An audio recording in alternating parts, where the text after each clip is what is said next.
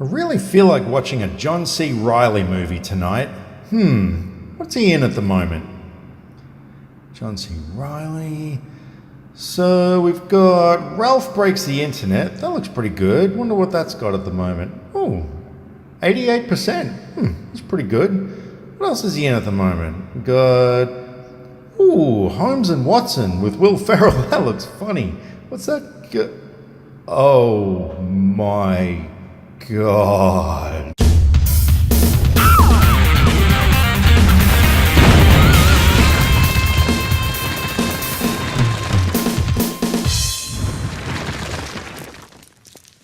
Hello everybody and welcome to my final review of 2018 because I've pretty much seen everything that I care to see this year, and so tonight went and checked out Ralph Breaks the Internet. So this movie is the sequel to Wreck-It Ralph, which came out I think it was about 6 years ago, and it sees the return of John C. Reilly as the title character of Ralph, along with Sarah Silverman as Vanellope. This time around, Vanellope's racing game, Sugar Rush, the arcade cabinet, the steering wheel breaks off and they've got to try and get a new one. So they go into the internet where they discover that you can purchase one on eBay. However, it winds up costing them a hell of a lot more than they expected because Ralph, being a knucklehead, bids way too much money. And so aside from trying to raise the money in order to purchase this steering wheel, they also go on kind of a bit of an adventure. Ralph, well, breaks the internet, but they also learn a really valuable life lesson along the way. Now, Wreck-It Ralph was one of those movies that, look, I really liked it.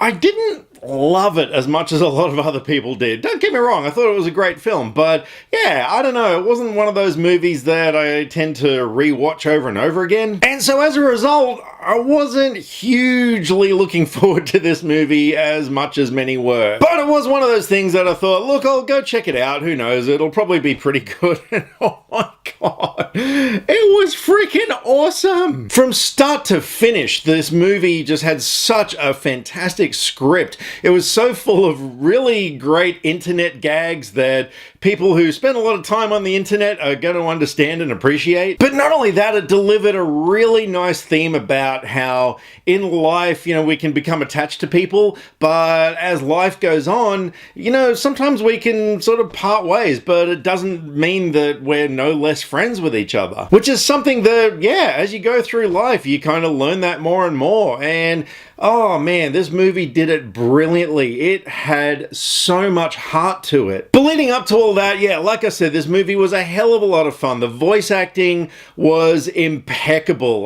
John C. Reilly, great. Sarah Silverman, that character of Vanellope, she just brings so much to that character. This kind of sweetness, and yet she's, got this sort of sassy edge to her. I also really dug Gal Gadot in this movie as a character named Shank, who is kind of the main antagonist, I guess, in this game called Slaughter Race, which it borrowed heavily from things like Grand Theft Auto, and Vanellope becomes attracted to this whole thing, like she actually wants to leave Sugar Rush and go into this new game. I also really loved Alan Tudyk as Knowsmore, the kind of search engine guy. He's one of these people that his voice character work is so good, you just can't really hear that it's him, but wow, he was great. And this movie also saw the return of a couple of other Disney properties, I guess. We had Anthony Daniels, who was back as C-3PO, and Vin Diesel as Baby Groot. So that was a heck of a lot of fun seeing those characters in there. But speaking of Disney properties, so, now that we're sort of at a point in the world where Disney basically owns everything that's fun now, I thought they actually did a really good job of that. I loved all the stuff with the Disney princesses. We've seen a bit of that in the trailer, but there's a big payoff at the end involving all of them. And it was also fun, like, seeing them all in casual outfits and stuff. I thought that was a nice touch. And there's heaps of Easter eggs in this film. This is the kind of movie you're going to need to see, like, 30 times just to catch all the Easter eggs. Things like there was a scene down in the depths of the internet where all the dead websites are, and you had like a big GeoCities sign for everyone who was back like in, 10 years or so ago, GeoCities. And my eagle eye also spotted a scene in an office where they were inside some office cubicles, saw a TPS report. So for the Office Space fans out there, you're going to get a kick out of that one. But the main thing that this this movie really nailed in spades, and it was something that the Emoji Movie was probably trying to get at but failed miserably, was a brilliant, witty commentary on the internet and the way that it's shaping our society. You know, the fact that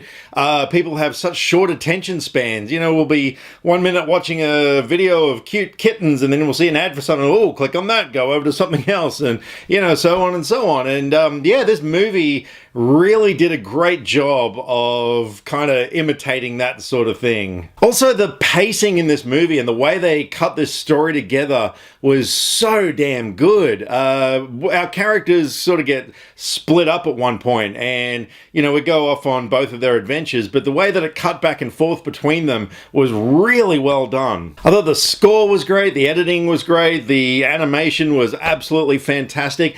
The only thing, and it's a minor criticism, I would say, was that there was no real antagonist in this film. Basically, it came down to the conflict inside the characters and how it kind of went against each other. But there was no sort of one real antagonistic character in it. I mean, they did a great job of creating dramatic conflict with what they had.